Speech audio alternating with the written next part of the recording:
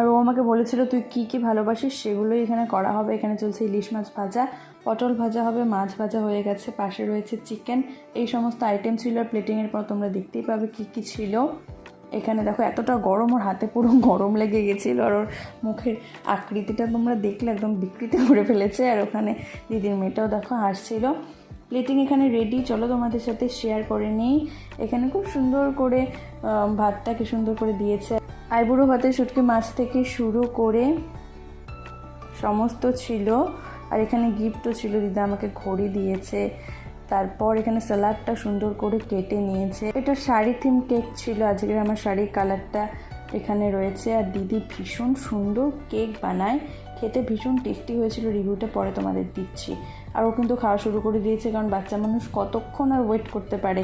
রাত তখন অনেকটা বাজে, সবটা করতে না অনেকটা দেরি হয়ে গেছিলো। এবার আমিও বসে পড়লাম।